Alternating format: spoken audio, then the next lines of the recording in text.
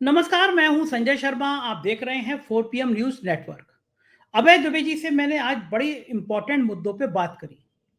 अभय दुबे जी भी बड़े हैरान हैं कि पड़ोस के देश नेपाल में इतना बड़ा कांड हो गया, भारत सरकार समझ नहीं पा रही है कि उसका स्टैंड क्या होना चाहिए। पिछले दिनों लगातार खबरें आई थी, नेपाल में चीन अतिक्रमण करने जा रहा है, चीन घुसपैठ कर रहा है, हमें पता ही नहीं क्या हो रहा है। डोभाल साहब कहाँ हैं? क्या मूवी बनवा रहे हैं या कुछ और कर रहे हैं? क्या हो रहा है दुनिया में? नेपाल, बांग्लादेश, थाईलैंड, फ्रांस, श्रीलंका, लाखों लोग सड़क पर आ रहे हैं सरकार की दमनकारी नीतियों के खिलाफ। जहां जहां सरकारें संवैधानिक संस्थाओं की हत्या कर रही हैं, जहां लोकतंत्र की अभिव्यक्ति की आजादी को कुचला जा रहा है, जहां नेता आर्थिक साम्राज्य कर रहे हैं, जहां कारपोरेट हावी हो रहे हैं, लोग सड़कों पर आ रहे हैं। ये महात्मा गांधी का देश है, भारत के लोग कभी हिंसक नहीं हो सकते। लेकिन जेपी का आंदोलन, अन्ना का आंदोलन हिंसक नहीं था, जिन्हें सरकारें पलटवा दी, सरकारें चेंज करा दी। क्या भारत के लोग भी अब गुस्से में हैं कि उनके वोट चोरी हो रहे हैं? यहाँ भी संवेदनात्मक संस्थाओं की ऐसी तैसी हो रही है। लेकिन भारत में इस तरह का आंदोलन नहीं होगा। भारत में गांधी के रास्ते पर चलने वाला आंदोलन खड़ा हो सकता है। बहुत सारगर्भित, बहुत अच्छी बातचीत है। और बातचीत में ये भी पूछा कि निशिकांत दुबे जैसे सांसद भाजपा की ऐसी तैसी क्यों करा रहे हैं। उन्होंने ट्वीट किया 4 PM का थंबनेल लगाकर कि हमने लोकसभा अध्यक्ष को हमारी समिति ने ये सौंप दिया है कि ट्विटर, फेसबुक, इंस्टाग्राम, इस तरह के सोशल साइट्स पे प्रतिबंध लगाया जाए जो भ्रामक चीजें पेश कर रहे हैं। भ्रामक कौन तय करेगा? वो गोदी मीडिया के चैनल जो कह रहे थे कि पाकिस्तान का लाहौर हमारे कब्जे में आ गया, कराची पे चढ़ाई हो गई, जो कह रहे थे अमेरिका में तख्ता पलट हो गया, ट्रंप चले गए। लोकतंत्र में बड़ा सवाल जिम्मेदारी का होता है। क्या सरकार जिम्मेदारी पूरा कर पा रही है? चलता हूँ अभय दुबे जी के पास। बहुत शानदार बातचीत है। चैनल को सब्सक्राइब करिएगा, ज्वाइन करिएगा और पूरी बात सुनिएगा। 4 PM न्यूज नेटवर्क में स्वागत है अभय दुबे जी, आपका बहुत बहुत स्वागत है। बांग्लादेश, थाईलैंड, नेपाल, फ्रांस, लाखों लोग अचानक नौजवान नागरिक सड़कों पर आते हैं। दुनिया में बड़े बड़े प्रदर्शन हो रहे हैं, देश में तानाशाही के खिलाफ, देश में आर्थिक विषमताओं के खिलाफ। और लोगों को लगने लगा कि सरकारें जो चल रही हैं वो सही नहीं चल रही। वो कहीं उनके संवैधानिक अधिकारों का हनन कर रही हैं, कहीं भ्रष्टाचार कर रही हैं। नेपाल में एक मंत्री के बेटे का 5 स्टार होटल जला दिया, प्रधानमंत्री को भागना पड़ा।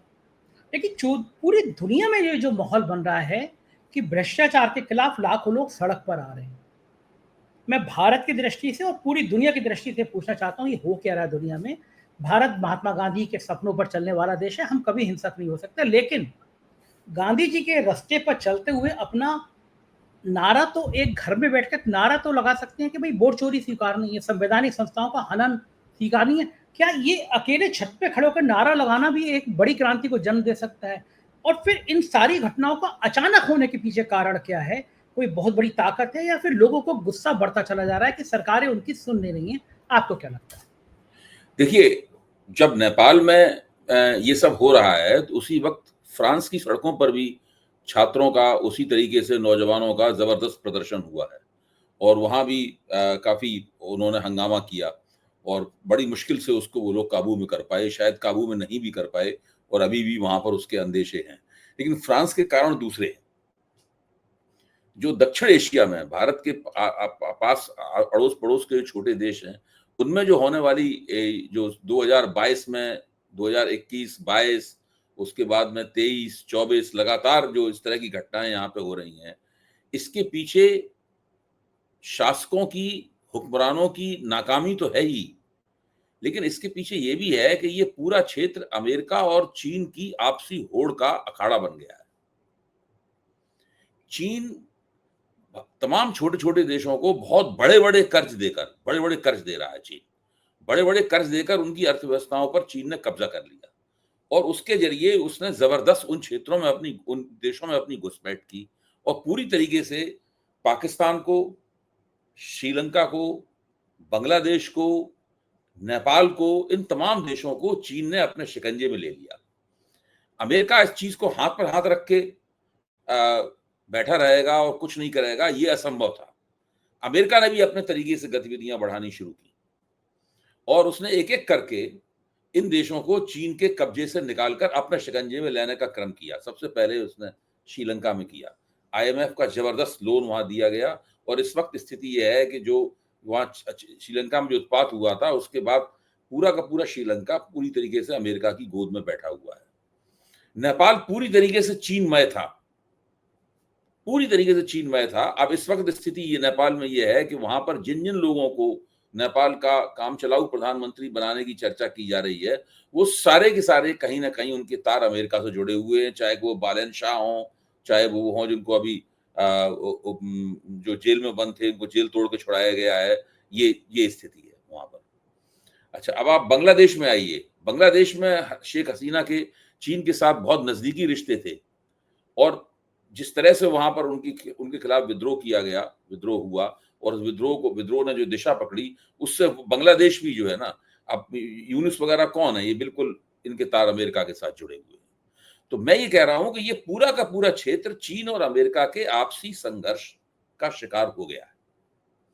अच्छा, अब इसका मतलब ये नहीं है कि मैं लोगों की जो नाराजगी है, लोग जो विद्रोह कर रहे हैं, बगावत कर रहे हैं, मैं उनको अमेरिका परस्त कह रहा हूं या उनको चीन परस्त कह रहा हूं, ये मैं नहीं कह रहा हूं। लोगों को हर उस सरकार के खिलाफ संघर्ष करने का, नारा लगाने का, उनके खिलाफ बगावत करने का, आंदोलन करने का पूरा अधिकार है, जो उनकी आकांक्षाओं और कसौटियों पर खरे नहीं उतरते, जिनमें हेकड़ी है, जो लोकतंत्र को कुचलते हैं, लोकतंत्र की संहिताएं हैं उनका सम्मान नहीं करते हैं, जो अर्थव्यवस्था ठीक से चला नहीं रहे हैं, सुशासन नहीं दे रहे हैं, जो कि भ्रष्टाचारी हैं, जो कि जनता के पैसे से अय्याशियां कर रहे हैं, जैसा कि नेपाल में हुआ, लोगों को उसके खिलाफ विद्रोह करने का हक है पूरा।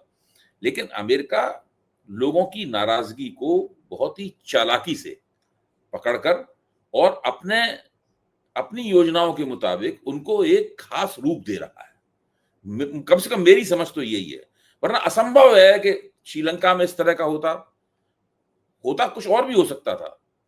बांग्लादेश में हुआ जिस तरीके से हुआ, और नेपाल में जिस तरह हुआ, उससे तो बात पूरी तरीके से खुल के सामने आ गई है। अब इस पूरी प्रक्रिया में भारत क्या कर रहा है?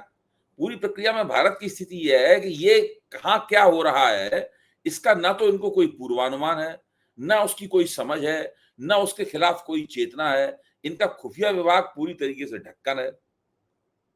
इनके जो राष्ट्रीय सुरक्षा सलाहकार हैं अजित डोभाल, उनको कुछ नहीं पता है किसी भी चीज के बारे में।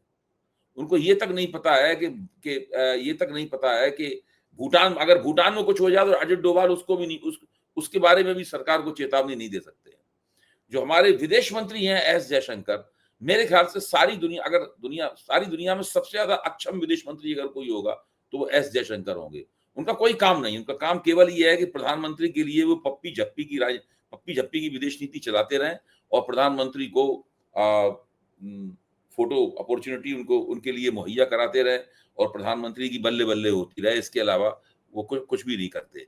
तो भारत का जो खुफिया तंत्र है वो ठप पड़ा हुआ है। उनके जो अब जैसे अभी टीवी पर एक विदेशी मामलों के जानकार कह रहे थे कि नेपाल में चीन का हाथ ज्यादा है कि अमेरिका का हाथ ज्यादा है, कौन क्या कर रहा है, इसकी जानकारी हमारे खुफिया सूत्रों को लेनी चाहिए। हमारे खुफिया सूत्र जरूर वहां जानकारी जमा कर रहे होंगे। हमारे खुफिया सूत्रों को कोई जानकारी नहीं है, कुछ भी नहीं है। जब बांग्लादेश में शेख हसीना का तख्ता पलटा जा रहा था, तो ढाका के अंदर रॉ के और इंटेलिजेंस ब्यूरो का बहुत बड़ा स्टाफ मौजूद था। वो शेख हसीना की सरकार के साथ नियमित संपर्क में रहता था, यहाँ तक कि शेख हसीना को वो कुछ मदद भी करता था अपने तरीके। शेख हसीना जो भी उनसे मदद मांगती थी पूरी तरीके से उनके साथ काम करता था। वो शेख हसीना को चेतावनी नहीं दे पाया कि आपके खिलाफ इतना बड़ा जन विद्रोह होने के लिए जा रहा है और विश्वविद्यालय के छात्र आपका तख्ता पलट देंगे, वो नहीं। अब आप नेपाल को देखिए, नेपाल में फौज चुपचाप खड़ी रही और उसने नौजवानों को चुन चुन कर मंत्रियों की सबकी पिटाइयां लगाने दी। सबकी जायदाद जितनी भी थी, उनके जो होटल थे, उनके जो पेट्रोल पंप थे, उनके जो सुपरमार्केट थे, उनके जो अपने घर थे, उन सब में आग लगाने दी। जब ये काम पूरे दिन हो गया, यानी 2 दिन जब ये गतिविधियां हो गई, उसके बाद में फिर फौज ने कहा कि अब हम आगे और नहीं करने देंगे आपको। अब आप जो हथियार आपने छीने सुरक्षा बलों से, वो आप सरेंडर कर दीजिए, अब हम आगे आपको कोई काम नहीं करने देंगे। तो ये एक बहुत बड़ा सवाल है। आप देखिए, ओली को जो सेनापति हैं उन्होंने कहा कि आप इस्तीफा दे दीजिए। नेपाल के इतिहास में कभी भी किसी भी फौजी जनरल ने किसी चुने हुए प्रधानमंत्री से ये नहीं कहा आज तक कि आप इस्तीफा दे दीजिए। जब प्रचंड प्रधानमंत्री हुए थे पहली बार, तब वहां पे फौज के सेनापति ने उनसे कुछ इस प्रकार, उन्हें कुछ हिदायतें देने की कोशिश की थी, तो प्रचंड ने उन्हें फौरन बर्खास्त कर दिया था। तो वहां पे जो हो रहा है उससे बिल्कुल स्पष्ट है कि ये मामला वैसा नहीं है कि अपने आप ही हो रहा हो। ये सब चीजें अपने आप, इस तरह की चीजें अपने आप नहीं होती, अपने आप अराजकता फैल जाती है, इसमें कोई शक नहीं है, लेकिन इसके अंदर एक पैटर्न दिखाई पड़ता है, एक क्रम दिखाई पड़ रहा है। अच्छा, भारत में ये लोग इस बारे में क्या सोचते हैं, इनकी क्या समझ है, ये इसके प्रति इन लोग, अब देखिए आज तक भारत सरकार का क्या वक्तव्य आया, नेपाल में इतनी बड़ी घटना हो गई, क्या भारत सरकार ने आधिकारिक रूप से इसके बारे में क्या कहा है? कम से कम मुझे नहीं पता है, अगर आपको पता हो तो आप बताइए। भारत के पड़ोसी देश में, जो कि एक हिंदू राष्ट्र है, हिंदू देश है, जहां की ज्यादातर आबादी हिंदू है, वहां पर इतनी बड़ी घटना हुई, वहां पर पूरे के पूरे लोकतंत्र के जितनी भी संस्थाएं हैं वो सब जला दी गई, वहां की पूरी सरकार को आम लोगों ने अपदस्थ कर दिया, उनको बाकायदा शारीरिक रूप से उनकी धुनाई की, उनके साथ हिंसा की उन्होंने, पूरा का पूरा नौजवान सड़क पे निकल आया। भारत में क्या किया? भारतीय जनता पार्टी की तरफ से उसके बारे में कोई आधिकारिक वक्तव्य आया? भारत सरकार के विदेश मंत्रालय की तरफ से उसके बारे में कोई आधिकारिक वक्तव्य आया? क्या कुछ ये बताया, ये भी बताया, ये तक तो नहीं कहा इन लोगों ने कि हम नेपाल की घटनाओं पर निगाह रखे हुए हैं, कुछ नहीं बोले, क्योंकि इनकी समझ में नहीं आ रहा है, ये लोग इतने अक्षम बस हैं, इतना बोले इनकी कि समझ में नहीं आ तो रहा है कि बयान वहां की गतिविधियों पर सुनना, क्या बोले। जी, इतना बयान आया था कि हम पड़ोस पे शांति चाहते हैं, जल्दी से जल्दी शांति अरे ये स्थापित क्या हो। बात रही, ये क्या बात रही? ये तो वही बात रही कि भारत में गरीबी नहीं होनी चाहिए, हम चाहते हैं गरीबी हट जाए भारत से, ये तो इस प्रकार की बात रही। भाई नेपाल में इतनी कोई छोटी मोटी घटना थोड़ी ना हो रही है, ये तो बहुत बड़ी बात है जो हो रही है नेपाल में, और इस तरह की घटना श्रीलंका में हो चुकी है, इसी पैटर्न की घटना आपके पड़ोसी बांग्लादेश में हो चुकी है। मुझे तो लगता है कि भारत का जो शासक वर्ग है, खासतौर से जो भारतीय जनता पार्टी है, ये सब लोग बहुत बुरी तरीके से डरे हुए हैं। इन लोगों के जो प्रतिनिधि टीवी मीडिया में दिखाई पड़ते हैं, जो इनके पक्ष में दिन रात ढोल मजीरे लेकर इनकी आरती उतारते रहते हैं, आप उनका उनका चेहरा देखिए, कितना मुरझाया हुआ चेहरा है। नेपाल की घटनाओं से वो सब लोग भी बहुत ही, जैसे कहते नहीं, जैसे कि उनको एक तरह का झटका लग गया हो, उनकी समझ में नहीं आ रहा है क्या हो रहा है। अच्छा, और ये लोग पत्रकार के तौर पर नहीं सवाल तो उठाना चाहिए कि भाई भारत सरकार क्या कर रही है। जो है डर जो है उस चर्चा का विषय बन गया। नेपाल में सोशल मीडिया पे प्रतिबंध के बाद ये हिंसा भड़की, लोग सड़कों पर आए कि भाई आप बोलने नहीं दोगे, हमारी अभिव्यक्ति की आज़ादी छीन लोगे। इसी बीच 24 घंटे नहीं हुए कि भारतीय जनता पार्टी के सांसद निशिकांत दुबे जी ने 4 पीएम का एक थंबनेल लगा के ट्वीट किया कि हमने, हमारी संसदीय समिति ने लोकसभा अध्यक्ष को ये कहा है कि फेसबुक, ट्विटर हो गया, व्हाट्सएप, यूट्यूब, इन पे इस तरह के जो लोग हैं जो थोड़ी सी भी भ्रामक खबर भेज रहे हैं उन पे दंडित किया जाए, कड़ी से कड़ी कार्रवाई की जाए। तो एक तो वो चैनल थे जो कह रहे थे कि हमने कराची पे भी चढ़ाई कर ली, कराची बंद हो गया, हमने कराची कब्जे में ले लिया। एक वो थे चैनल हैं जो ये कह रहे हैं कि ट्रंप का तख्ता पलट हो गया। एक वो है कि मोदी जी के कहने से थर-थर कांपने लगे। ये सारे थंबनेल हैं अभय जी, मौजूद हैं, वो सारे भक्तों की श्रेणी में हैं। उन पे ना कह के वो 4 पीएम का थंबनेल लगा रहे। मुझे तो हंसी आई, पहले 4 पीएम पे रोक लगा दी, सब कुछ कर दिया। लेकिन आप कुछ भी कर दीजिए, मेरा मुझे कोई समस्या नहीं। लेकिन बड़ा सवाल ये है कि 24 घंटे के अंदर निशिकांत दुबे का ये कहना कि हम भारत को थाईलैंड, फ्रांस, नेपाल, श्रीलंका, बांग्लादेश नहीं बनने देंगे, क्या ये डर था कुछ? कौन बना रहा है भारत में भाई? कोई किसी ने बात भी नहीं करी, विपक्ष ने भी नहीं कहा भारत में हो सकता है, लेकिन भाजपा के सांसद खुद सफाई देने लगे। चोर की दाढ़ी में तिनका। पवन खेड़ा ने ट्वीट किया, कांग्रेस के नेता है फायर ब्रिगेड, उन्होंने कहा कि ये श्रीलंका के कांड के बाद भारतीय जनता पार्टी सरकार की पहली डरी हुई प्रतिक्रिया है। मैं ही गरीब एक बात लगाऊंगा तो मेरे माननी पड़ेगी संजय जी, एक बात तो आप भी मानेंगे कि भारतीय जनता पार्टी, इसको कहा जाता है कि वो दुनिया की सबसे बड़ी पार्टी है, और जो देश में पिछले 11 साल से हुकूमत कर रही है, उसमें सबसे ज्यादा प्रतिभाशाली व्यक्ति एक ही है, वो है निशिकांत दुबे। आप भारतीय जनता पार्टी में जो प्रतिभा का जो प्रतिभा व्याप्त है, पूरी प्रतिभा की चमक है, सूरज की तरह भाजपा जो है प्रतिभा से चमक रही है, उसमें सर्वाधिक प्रतिभाशाली व्यक्ति एक ही है, निशिकांत दुबे। बाकी और कोई भाजपा का सांसद नहीं बोला, पूरी सरकार नहीं बोल पा रही है, विदेश मंत्रालय कुछ नहीं कह रहा है, राष्ट्रीय सुरक्षा सलाहकार ने सरकार को इस मामले में क्या ब्रीफिंग दी, क्या बताया। राष्ट्रीय सुरक्षा सलाहकार ने एक ओटीटी प्लेटफॉर्म पे अपनी तारीफ में पाकिस्तान में जो उन्होंने कारनामे किए थे उसके ऊपर एक बाकायदा एक वो सलाहकार नाम का एक सीरियल बनवा दिया है।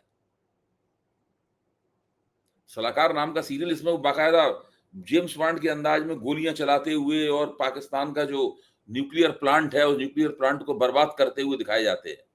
उसका नाम ही है सलाहकार, उस सीरियल का। तो ये सब तो ये कर रहे हैं, लेकिन वास्तव में ये राष्ट्रीय सुरक्षा के नाम पर क्या कर रहे हैं। और जो निशिकांत दुबे ने ये सब जो किया है कि इसमें ये किया जाए, आप सोशल मीडिया पर आप सोचिए कि सोशल मीडिया पर प्रतिबंध लगाने से किस प्रकार की प्रतिक्रिया हो सकती है। इसका बहुत बड़ा प्रमाण जीता जागता प्रमाण नेपाल है। ये तो हालत है, और उसके बावजूद आप फिर वो आप सरकार को राय दे रहे हैं कि वही किया जाए। अब इससे अंदाजा लगाओ कि भाजपा के अंदर प्रतिभा का बाहुल्य कितना है। ये क्यों किया होगा उन्होंने? उनको अकल में नहीं आई कि तो बिल्कुल। आप पहली बात तो ये है कि आप उनके पुराने मित्र मुझे लग रहे हैं, आप लगातार उनको बहुत गंभीरता से लेते हैं, मतलब जो तो वो आप लगातार उनकी बातों को 4 PM पर मेरे सामने रखते हैं चर्चा करने के लिए। भारतीय जनता पार्टी की तरफ से जब कोई आधिकारिक प्रतिक्रिया नहीं है, भारत सरकार की तरफ से जब कोई आधिकारिक प्रतिक्रिया नहीं है, जबकि विदेश मंत्रालय की तरफ से कोई आधिकारिक प्रतिक्रिया नहीं है, और हमें नहीं पता है कि सरकार इसके बारे में क्या सोच रही है, उसमें निशिकांत दुबे जैसे गैर गंभीर किस्म के भारतीय जनता पार्टी के जो सांसद हैं, जिन्हें वास्तव में भाजपा की तरफ से काफी महत्व दिया गया है। यहां तक कि अभी राजीव प्रताप रूडी ने, जब वो वहां का चुनाव जीत गए विट्ठल भाई पटेल हाउस का, उसके बाद में राजीव प्रताप रूडी ने एक इंटरव्यू में ये कहा कि ये वो व्यक्ति है जो कि संसद को कंट्रोल करता है, पार्लियामेंट को कंट्रोल करता है, और पार्लियामेंट को कंट्रोल इसे करने दिया जाता है। और जब इंटरव्यू लेने वाले ने कहा कि आप नाम लीजिए, तो उन्होंने नाम नहीं लिया, तो उन्होंने नाम ले दिया और उन्होंने हाँ कर दी कि हाँ इन्हीं के बारे में बोल रहे थे। तो इससे ये भी लगता है कि किसी कि भले ही इनको मंत्री नहीं बनाया गया है, लेकिन एक सांसद के तौर पर भारतीय जनता पार्टी की कतारों में और भाजपा का जो आला कमान है उसकी निगाह में इनका महत्व काफी ज्यादा है, और इनको जो मन में आए कहने की इजाजत दी जाती है। और ये कई तरह के ऐसे काम करते होंगे जरूर जिनके बारे में हम लोगों को नहीं पता है। कई तरह के ऐसे हित हैं जो भारतीय जनता पार्टी के ये साधते होंगे, हमें उसके बारे में नहीं पता है कि वो कौन से हित हैं। तभी तो आप देखिए कि नेपाल की घटनाओं के ऊपर इतना गैर जिम्मेदाराना वक्तव्य जो अभी आपने बताया और संसदीय समिति के नाम पर इन्होंने जारी किया है, इससे तो अगर कोई भी गंभीर सरकार होती तो अपना माथा पीट लेती और उनके मुंह पे हमेशा के लिए टेप लगा देती। लेकिन ये इस तरह की बातें कर रहे हैं। आप किसी भी देश में जो राजनीतिक रूप से जागरूक देश हो और जहां पर सोशल मीडिया ने अपने पैर पसार दिए हो, जड़ पकड़ ली हो, अगर आप सोशल मीडिया पर पाबंदी लगाएंगे तो निश्चित रूप से उसको बहुत बड़ा दमनकारी कृत्य माना जाएगा, और उस पूरी प्रक्रिया में होगा ये कि आपके खिलाफ बहुत नाराजगी पैदा होगी। अगर भारतीय जनता पार्टी, देखिए सोशल मीडिया पर उन जगहों पर भारत में भी, मणिपुर में एक समय तक सोशल मीडिया पर रोक लगाई गई थी, कश्मीर घाटी में सोशल मीडिया की वो रोक लगाई गई थी, लेकिन वो तो हिंसाग्रस्त इलाके मानकर उनके ऊपर ऐसा किया गया था। कश्मीर में आतंकवाद की वजह से ऐसा किया गया था, वहां पर जो एक जाति हिंसा हो रही थी उसकी वजह से ऐसा किया गया था। सारे देश में तो ऐसी कोई स्थिति है नहीं, और उसमें ये बंदा कह रहा है कि सोशल मीडिया के ऊपर प्रतिबंध लगा देना चाहिए क्योंकि हम ये नहीं बनने देंगे। अरे भाई, आपको ये चाहिए कि आप ये कहें कि भारत कायदे से कहना ही चाहिए कि भारत ऐसा नहीं बन सकता क्योंकि भारत का लोकतंत्र मजबूत है। भारत एक अलग तरह के केस की नुमाइंदगी करता है। यहाँ पे ऐसा हो ही नहीं सकता। भारत में लोकतंत्र की छूट है, भारत में आंदोलन करने की छूट है, भारत में सरकार की आलोचना करने की छूट है, ये कहना चाहिए इनको उल्टा। और कह उल्टा रही है।